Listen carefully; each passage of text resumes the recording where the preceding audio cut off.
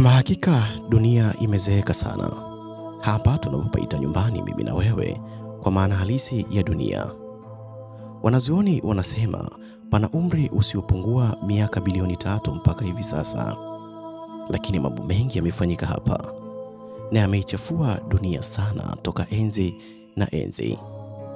Sitamani kuongelea kuhusu vipindi vya dunia kama vile Jurassic na vingine ambapo wanyama wakubwa waliowahi kutokea katika uso wa dunia kama vile dinosaurs walitoweka. Lakini pia siongelei gharika ambalo Mungu aliwachapa nalo wanadamu. Na wala leo siongelei vita vilivyopigwa ndani ya uso wa dunia. Bali leo tutaangalia hili wanaloliita uchawi.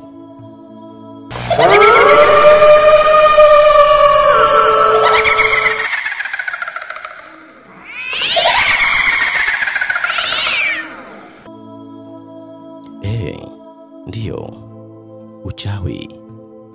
Mimi ni Michael wa Emmanuel. Hii ni The Article.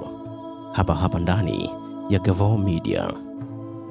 Uchawi ni dhana inayohusiana na uwezo wa kutumia nguvu zisizo za kawaida au za kiroho kutengeneza mabadiliko katika mazingira au maisha ya mtu.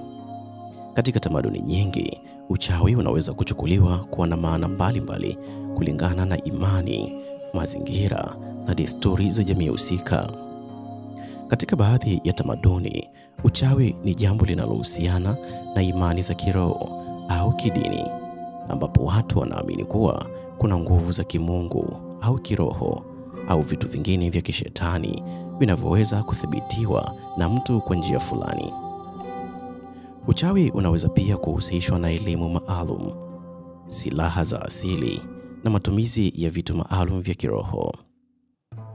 Ingawa uchawi una maana nyingi tofauti na bado una uwanda mrefu, lakini bado wenyewe umegawanyika katika aina tofauti.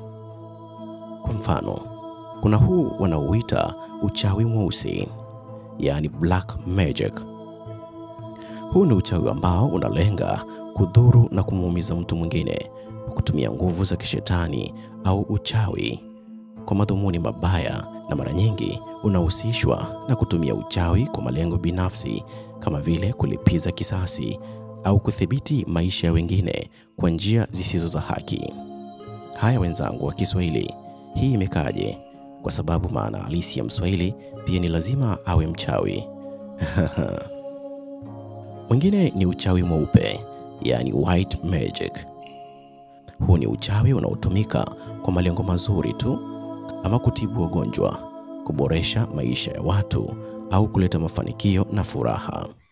Uchawi huu unaaminiwa kuwa unalenga kusaidia na kuleta amani tu na wala si kingine. Na huu ni uchawi mwingine wa jadi unaoitwa traditional magic.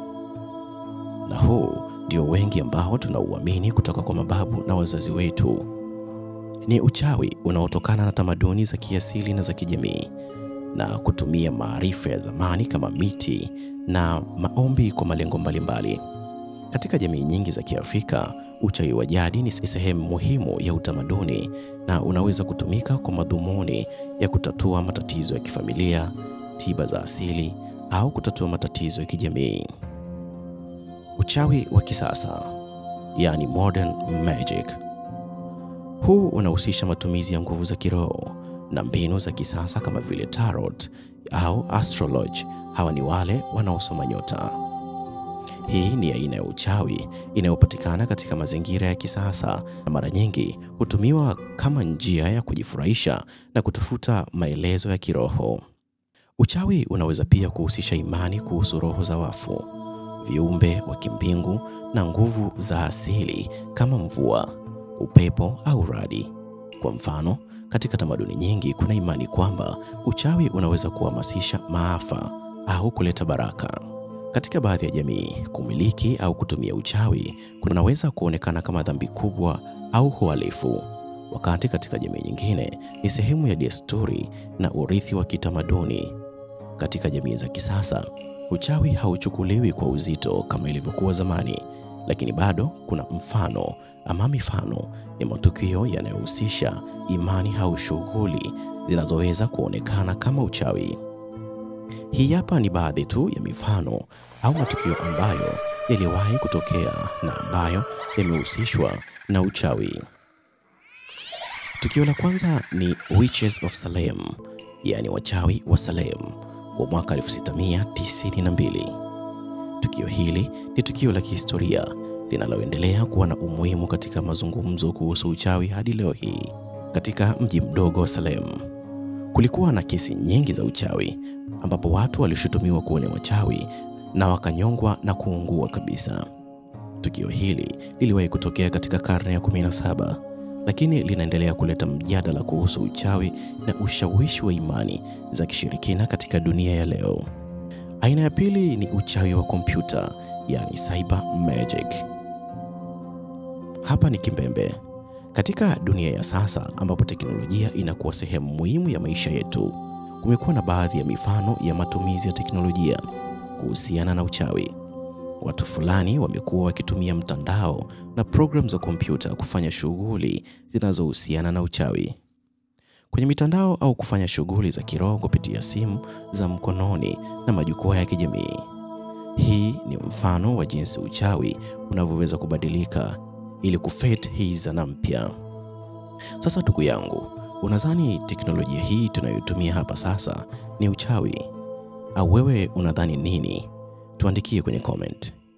Aina nyingine ni witchcraft in modern spirituality, yani uchawi katika uroho wa kisasa. Katika sehemu kubwa ya dunia ya kisasa, kuna watu wanaojiita witches au witchers. Hizi ni imani za kisasa zinazohusisha mbinu za uchawi, ikiwa ni pamoja na kufanya sherehe za kiroho na kutumia vitu vya asili kama miti, mawe na vinywaji katika juhudi za kuleta mabadiliko kwa maisha yao au kwa jamii zao. Wengi wa watu hawa hutumia uchawi kama njia ya kujieleza kiroho au kutafuta ahueni kutoka kwa matatizo ya kimaisha. Aina nyingine, uchawi wa manifestation au law of attraction. Hii ni aina ya uchawi wa kisasa unaohusisha mbinu za kiroho na kiakili ili kuvutia au kufanikisha matakwa na malengo. Watu wengi wanaopenda kuzungumzia manifestation, ambapo wanaamini kwamba wakiwa na imani kubwa au mawazo chanya wanaweza kuleta matokeo mazuri katika maisha yao. Hii inaweza kuonekana kama aina ya uchawi wa kisasa, ingawa wengi hawaoni kama inahusiana na uchawi wa asili.